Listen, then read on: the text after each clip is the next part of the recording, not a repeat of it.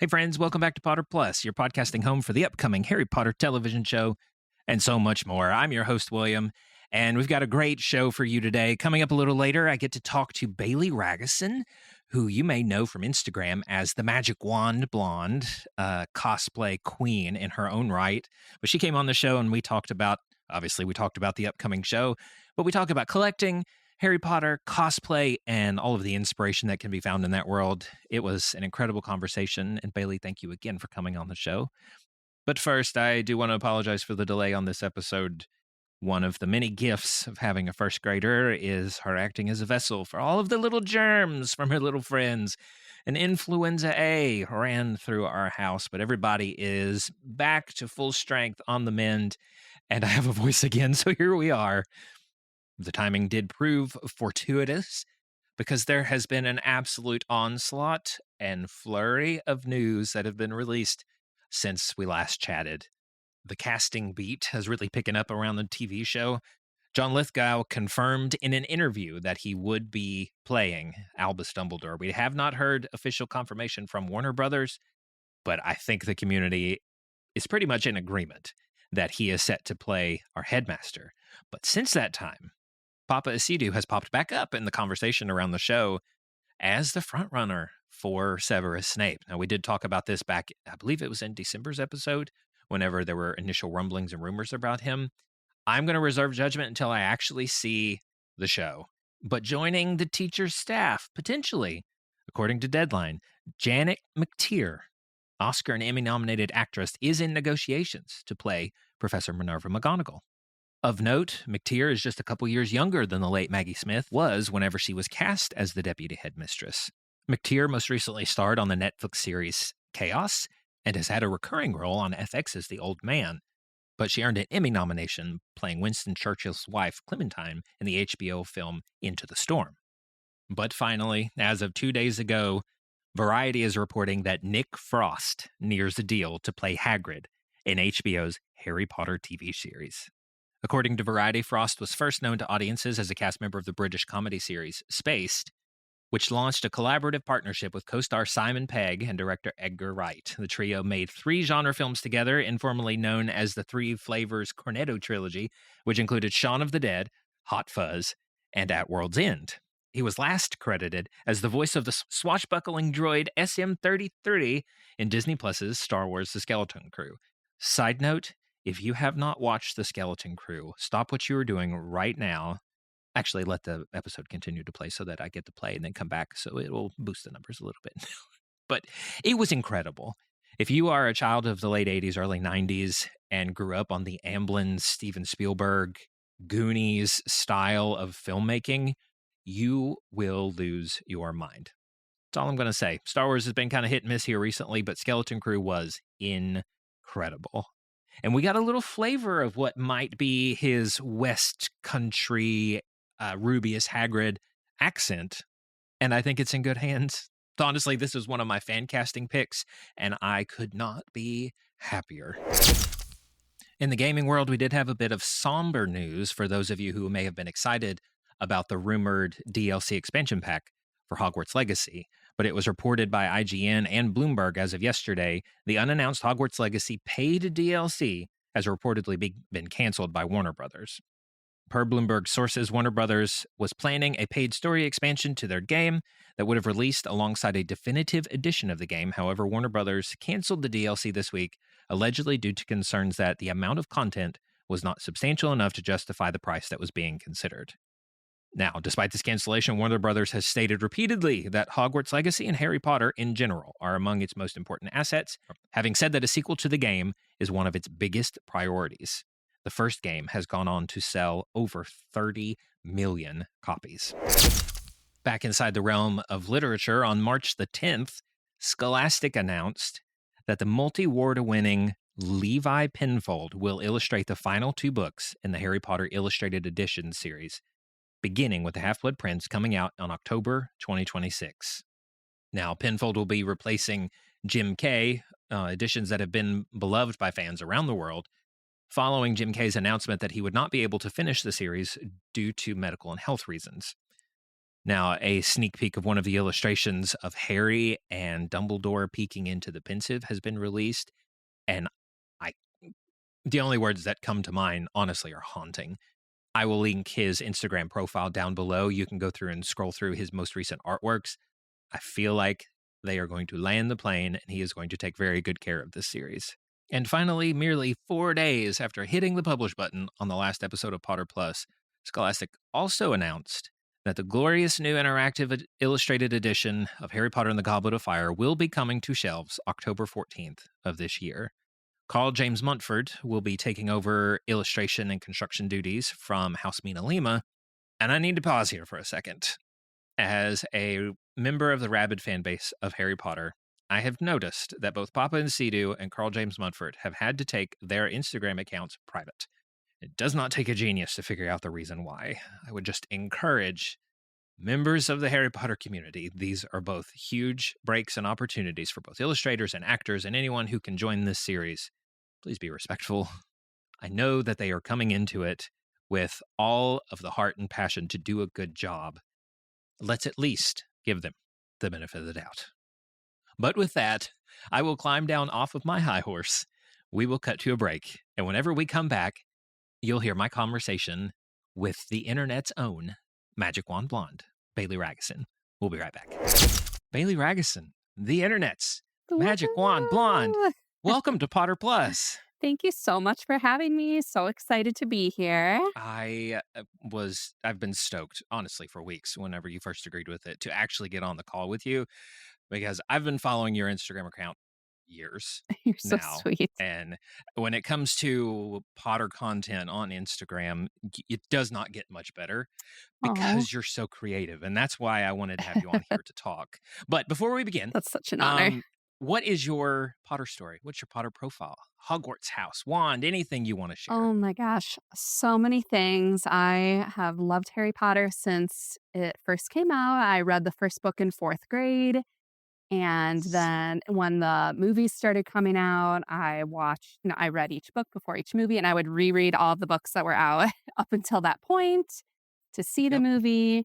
My grandma was actually the first one who introduced me to the books when I think the first 4 books were released when I read the first one when I was in 4th grade. And she took me to the mall because she worked at a high school, and she was a big reader, and she said, "I think you're going to like these books." And I was it's so funny because I look back and I remember how I was unsure. I'm like, I don't know. I was all into the Babysitter's Club books and all that. But clearly, all these years later, it has changed my life. I've met so many people with a shared love of Harry Potter. And I'm so grateful for this Instagram community and all of the people that have a shared interest. I am a Hufflepuff, proud Hufflepuff. I love that you're wearing the Hufflepuff shirt. Yeah. Yes, and I'm wearing the shirt that you sent me, the wonderful 90s theme, nostalgia. Yeah. Perfect for the millennial Hufflepuff that I am. And my wand, I just logged into Wizarding World to double check the inches because I wasn't sure, but I know that it's willow wood and unicorn hair. Okay. And it's 11 3/4 inches and slightly yielding flexibility. Okay. And I love it because it's the same as my favorite character, Ron's. He is also willow and unicorn hair. Willow and unicorn. Okay. Yeah, so I was excited when I found that out because I love Ron. Mine is cedar and phoenix Very feather. Cool. Which I love because cedar is everywhere in Eastern Kentucky. Oh my gosh, so that's it has that little bit of connection there, but the phoenix feather also because of Harry Potter, and we'll get into that a little later. So Hufflepuff. Yes. Willow wand. What's your Patronus? I have to ask. It is a dapple gray mare, which I love. I love horses. And my sister also has a horse, and my mom had a horse as well. So I love that we were just the horse family. Mine was a gray squirrel, which we talked a little before we started recording about the ADHD, which was like, could not be more perfect squirrel. Oh my gosh, that's so funny. So you said you first got exposed to it. Your grandmother introduced you, and you were in the 4th grade when you read the first book. Yes. Did it just sink its claws in or its hooks into you immediately? Oh, totally. I think I was a pretty strong reader, but even in 4th grade, it was a little bit difficult to read, especially I think the first chapter with, the Dursleys. Now, of course, I love all of the little details of the book, but I think a lot of people have said, "Oh, that very first chapter, like, I don't know if I'm gonna love this book." But then once they started getting into all of the magical moments at Hogwarts and all of the characters, bonding, I just loved it. I think when I saw the very first movie, though, is when it really took off. But of course, I'm team book all the way. Love both, but I don't I run love all of the into details in the books I don't run so much. into a lot of fellow millennials who it became their whole personality for their whole life. After that, did your mental image, this is kind of a side note, of the Mm. characters that you formed whenever you first read the book, did that persist even after the movies? I think, you know, I I do kind of have a combination of what I picture when I read Yeah. them. I do definitely picture the actors and actresses because, of course, those movies were such a big part of our lives as well. But Oh, it's iconic. slightly different. Like I picture Harry with his green eyes, and I picture him a little taller, how they describe in the book. And then also Ron, picture him a little more tall with a bigger nose. Yeah. Hermione, a little bit less beautiful than Emma Watson because she's, supposed to be a little different and with her buck teeth. But they definitely, come to the forefront of my mind when I'm picturing. That's a good And question. I've said this before on the podcast, but I think the reason it took hold of me so strongly is I didn't get into it until I was in the 6th grade. So I was 11, Okay. And how dark old are hair. you now? We might be I about the just same turned age. 37. Okay, I'm 36. So, Oh, you're 36. Okay. yeah, so right around the Well, same time. I was a little delayed getting into it, but I turned 11 3 days before Harry turned 11 in the Oh, first book. stop. So I had special. dark hair, green eyes, glasses. I've got an unusual scar in my head that's in the back of the head. Oh, I saw myself reflected in the hero of a book that's amazing. almost like word for word. But what has given it so much so that's the reason why it's I'm Potter for life. What I has love given it that. so much staying power in your life? Just as the years go on, there's so many special memories and connections involved with it. So I'm also an elementary school teacher. Oh, And throughout my career, I currently teach 3rd grade, but I've taught 4th grade mostly throughout my teaching career. And the kids just love it. I transformed my classroom into a Harry Potter theme. And dream. especially when they're in 4th grade, it's so fun because they actually turn 9 3/4 that year. So we do a little 9 3/4 birthday celebration. And yeah, it started when I transformed my classroom to Harry Potter was after I visited Universal for the first time in 2016. And of course, I was always a huge Harry Potter fan up until that point. But when I saw the park too, I was like, I need to buy everything. I need to become a Right. collector now. And I need Right. to bring everything to my classroom. And I need to transform my classroom. And so now I have so many things there that I've collected over the years and started, going to things like LeakyCon and dressing up for my students on Halloween. So really, meeting all the people, traveling. There's so much to this world and it's not going anywhere. And I think we're so lucky that we get to have so much fun with all of that. Also, just, the story itself is so powerful. I lost my mom to breast cancer in 2021. And during the COVID days, we listened to all of the audiobooks together. Oh, And, just seeing everything that Harry goes through with all of the loss and even rereading the books since I've had that extreme loss has been very comforting to connect yeah. with Harry in that way. And, they're just so special to me for many, many reasons. I could keep going on and on. I haven't talked about this a lot, but yes, my birthday lined up with Harry's in the very first book. But in the Amazing. third book, I had been diagnosed with lymphoma, Oh, wow. and I I had to didn't know go that. through about 6 months of chemo. Oh, And I was in the hospital reading The Prisoner of Azkaban when the Dementors showed up. And so wow. that feeling of dread, that feeling of uncertainty, despair, like it manifested in my own life as if actual Dementors were invisible because I was a Muggle, unfortunately, but they were in our family. There was just this tension, this kind of depression around us, and so that again connected with me. And then fast forward seeing the cursed child, being a dad at that point with a demanding job, who would go to the ends of the earth for his kids. Like Harry has reflected my reality for decades now. And I think Totally. You that's one of the are Harry reasons. Potter. That's Wow. one of the reasons why I keep coming back to it. So you I'm brought up sorry you went dressing through up. that. Oh, Yes. it honestly it set me on the trajectory that I am now. It's the reason why I wanted to become a physician or a Muggle healer, and I wouldn't have the schedule that I have now. I wouldn't be married to the woman I am now. I wouldn't have the daughter that I am now. We can all trace it back to that. Set me on Oh, a yeah. path for everything that I have now, and I tell patients this a lot. Like you might be in the middle of despair, but know that your journey is a long one, and when you're going up the mountain, you don't see the other side of it. You don't see how green the grass is. You don't see how bright the sun's shining when you crest over the hill. But anyway, I'm gonna climb That's down off that high amazing. horse now. No, that's so powerful and very true. And I think these books have shown us that we Oh, can absolutely. overcome so many obstacles, and it'll lead us to where we're meant to be, hopefully. So you did bring up dressing up. Now, I don't bring this up for discussion or debate. Okay. You're the queen of Harry Potter cosplay. Oh my gosh, that is a Like, bold statement, but you can that means deny a the lot. title all you want, but someone who doesn't want the Elder Wand should be the master of it. Oh, wow. Making me emotional. My whole heart over here. That is There, so sweet. of all of the different ways to express fandom, art, music, collecting, what drew you to cosplay specifically? Oh, I have always loved, just being extra or doing something different that's kind of like that shock factor that gets people's attention. And it started with my classroom.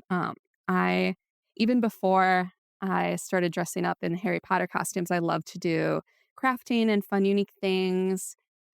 One year with my students, I dressed up as just a giant box of popcorn and started putting, like crumbled up pieces of paper and just finding things that I have around the house. It doesn't have to be super elaborate with, sewing or like, anything like that. I'm not a sewer, but I love just using what's around me, and I just see a vision in my mind and I figure out, okay, what can I use to bring it to life? So the kids just absolutely loved it, and I loved, seeing their reaction and making them smile and making them happy.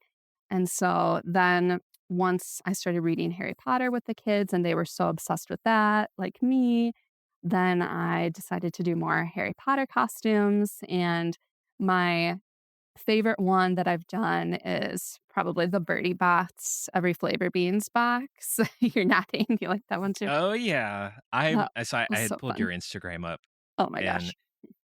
it's just scrolling back through some of your cosplays. It was hard for me. I don't know. Gosh, I don't know that I could pick a favorite.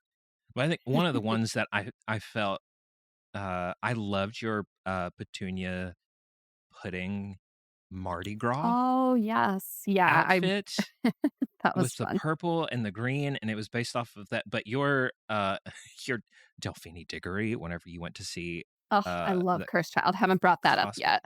Yes. oh, go ahead. Love Cursed Child. uh, it just there's so many. How do you continue to find your inspiration? Because it's I think and there is nothing wrong with it. Like character cosplay is incredible. Like Yes. saying Oh, that yeah. I'm going to dress up like a character and try to get the details. But I think the Mhm. ones that spark the most imagination and joy in me is when you've taken some sort of obscure element That's and my you've favorite turned that thing to into do. a whole outfit. Like you said with the Birdie Bots, every flavor beans, and Yes. you being the girl on the box, but then having the box around you and having the beans that amazing. How do you continue to find inspiration doing Thank this? you. It just kind of comes to me. I like doing the obscure things. I do think as a child, one of my favorite costumes that my mom actually helped me make, so I get a lot of my craftiness from my mom and creativity. She made me a a costume that was like a box that was like cherry soda pop, and she put a bunch of pink balloons on the top of the box and had the wrapping paper tube for a straw. And I always think about that costume in my adult years. 'Cause I'm like, that was my favorite costume as a child, not the princess ones. It was the obscure pop box. But I love doing inanimate objects. I love, just making people smile when they see it.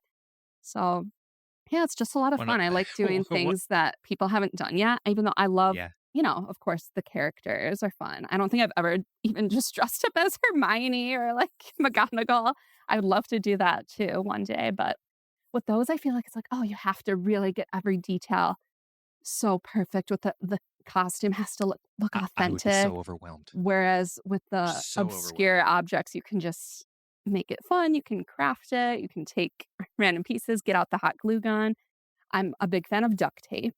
Love taking duct Perfect. tape and just like cutting it up. That Birdie Bots costume was made majority out of duct tape, Was, like was red it? duct tape. Because instead of painting it, I just took the strips and made it. And Amazing. yeah, My thank one of my you. favorite costumes, and I was trying to find a picture of it. Growing up, mom, of course, she'd have to make two of them because I had a younger brother, but she made us toothpaste costumes. Iconic. Imagine See, like a you need the white iconic factor. smock, straight down, big red triangle, the felt words toothpaste going down it. Oh my We had gosh, lampshades on our head, that's so like the cool. smaller lampshades, because it had the ridges, like the grips for Mhm. you to get the toothpaste off. And then she cut out Oh, a cardboard outline of toothbrush and used like a scrub brush as the bristles glued on there, lined it with felt. that's so fun. She made one for her. She would always dress up too. Dad, he'd drive us around trick or treating, but mom would dress up too. I I love that. I got to college and I called mom to see if she had her costume, and she still did. And that was my Halloween costume when I was in college, was a big tube of toothpaste carrying around a toothbrush. So you get it, your mom Oh, gets it. I 100% get it, and I think that's the creative gene. Very much comes from. No, I say Dad's creative in his own ways, but as far as like the crafting, so I have to ask you. This is Potter Plus, kind of Mhm. derived from Disney Plus, Paramount Plus, Love that. HBO Plus, the streaming TV show that is coming. Mhm. Just blanket question. What are your You know thoughts? what? Overall, I am very excited. I will never say no to having more Harry Potter things in our lives, and I always get excited. I love Cursed Child and I love Fantastic Beasts, and I know that a lot of people have a lot of feelings about those series, but I love them so much. So I'm hoping that I will love the show a lot. That being said, of course, I do get nervous because I love the original movies so much, Yeah, and I just hope that they keep the world that we have grown to love the same or are even more true to the books and more detailed and take some of those elements from the books that we were missing from the original movies. I do love that they can make it into a whole season so they have more time to be able to do more that we missed before. I know that a lot of people are questioning the fact that it seems so soon, but I guess it's been what 20 plus years, so yeah. but to us it feels like this was just yesterday. Weren't we just kids? So, Like, how soon after Tobey Maguire's third Spider-Man did they reboot it I with don't Andrew Garfield? know. It was less than 10 years. And Okay. no, actually, it was less than 7 years because Sony, if they did not use the character, would lose the rights back to Marvel. So that was the reason why they made Andrew Garfield Spider-Man. Is because if they Interesting. didn't, they would lose it. So there was pure like, no, mine, let me keep the rights motivation behind it. This Okay. I have this working theory, and I've said this on the show before, Mhm. that this is their Mandalorian. This is Okay. their Harry Potter is going into TV, and it's going to be the launching point for the expanded universe. Mhm. Okay. Because So maybe my they'll do more spin-offs from there. well, 'Cause my I think that's what we wanna see is a lot of, like, the Marauders and things like that. my nerd went real deep researching this, but in the keynote where they announced the show, if you watch it all leading up to the actual show announcement, they had a lot of quotes that they basically said that they have the intellectual property, they were going to tell more stories in their known universes.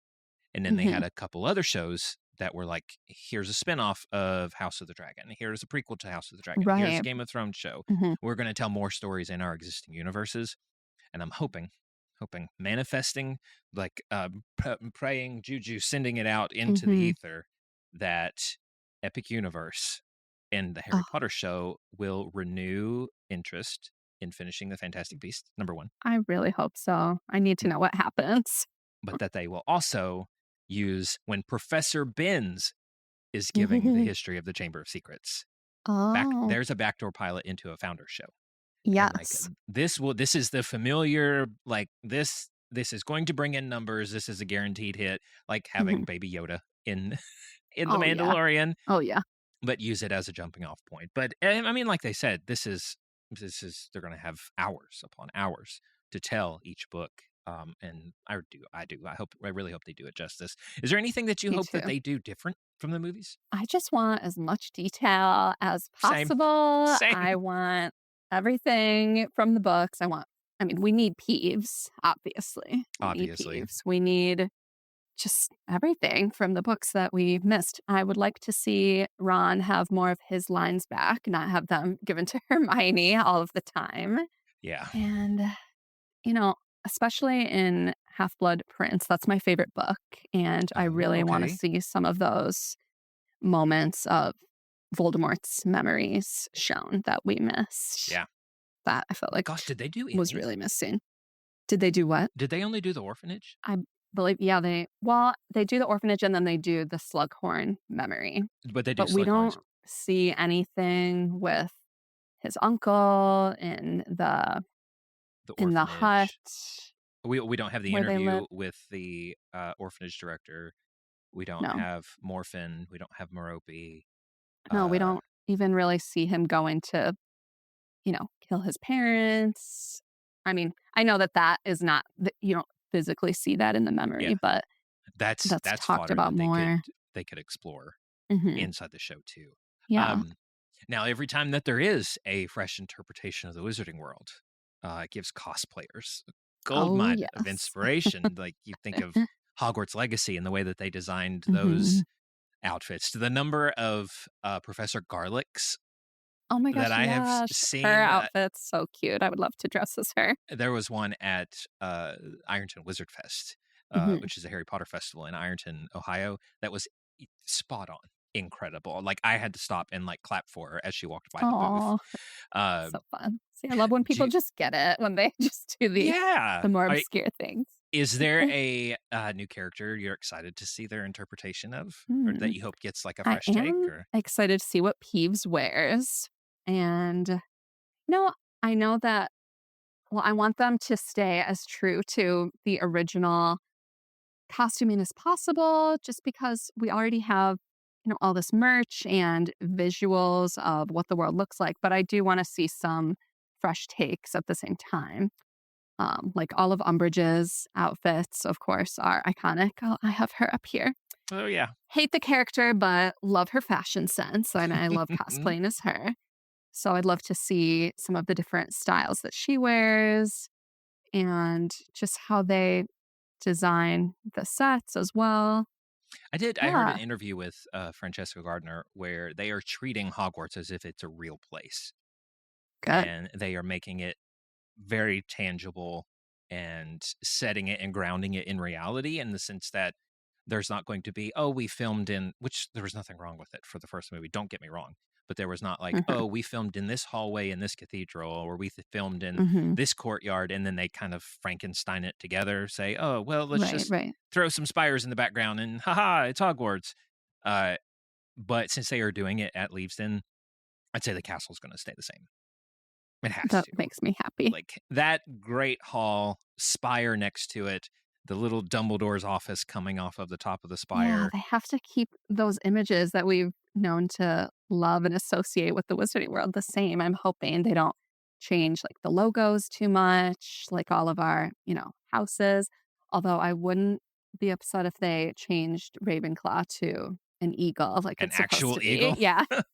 And made it bronze Yes. I don't think any Ravenclaws would complain about that. instead of silver. No, my daughter is a self-professed Ravenclaw. Oh, And she even pointed out, is the mascot of Ravenclaw a raven? I thought it was an she's like, eagle. what? Because she was very happy that I can like basically see campus from my front window. We live next to Morehead Nice. State University, and their mascot is Go Eagles.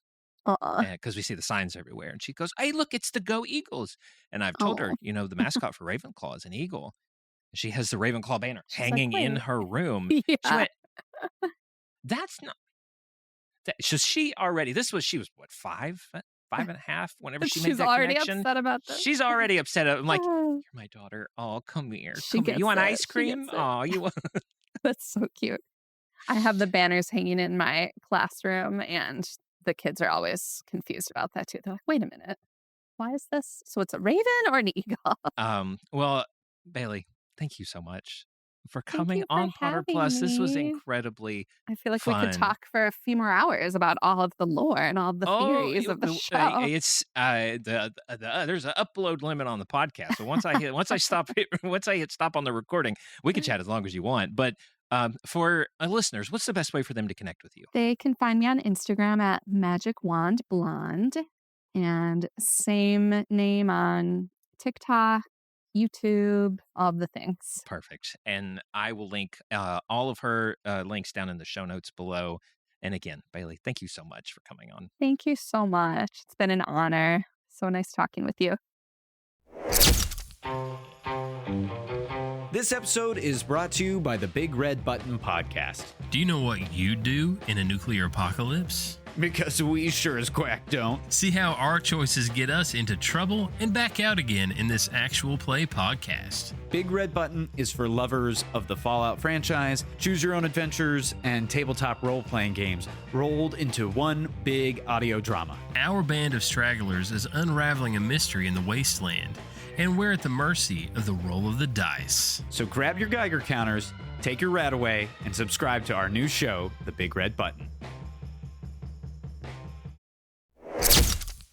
Well, that's it for this episode, guys. Bailey, thank you again so much for coming on Potter Plus. That conversation was incredibly fun. I will have links to all of Bailey's social media accounts and the ways that you can get in touch with her down in the description box below.